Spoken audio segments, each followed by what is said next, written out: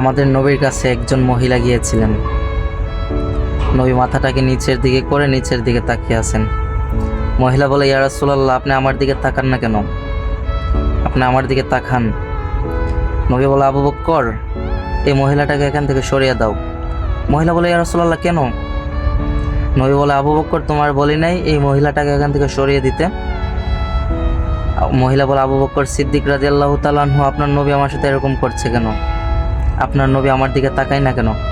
আবু বকর সিদ্দিক রাদিয়াল্লাহু তাআলা আনহু বলে, বোন, শুধু আমার নবী না, পৃথিবীর কোনো মুসলমানই তোমার দিকে তাকাবে না, কারণ তোমার মাথার মধ্যে কাপড় নাই। তুমি আগে পর্দাশীল হও, তারপরে নবীর কাছে আসো। কিন্তু আমাদের দেশের কিছু পীরেরা, তারা বেগানা নারীকে বুকে জড়িয়ে ধরে।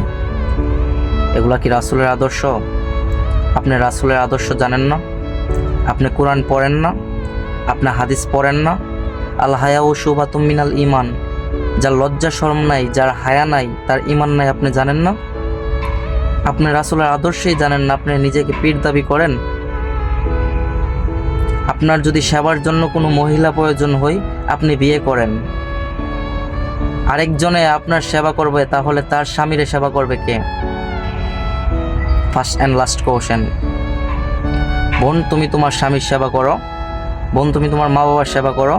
তুমি নামাজ পড়ো, তুমি পর্দা করো। তোমার স্বামী হচ্ছে সব থেকে বড় পীর, তোমার মা বাবা হচ্ছে সব থেকে বড় পীর। মা বাবার সেবা করা, স্বামীর সেবা করা পৃথিবীর মধ্যে সব থেকে বড় ইবাদত। পর্দা করা পৃথিবীর মধ্যে সব থেকে বড় ইবাদত। নামাজ পড়া পৃথিবীর মধ্যে সব থেকে বড় ইবাদত। বোন, তুমি বুঝো, তুমি বোঝার চেষ্টা করো।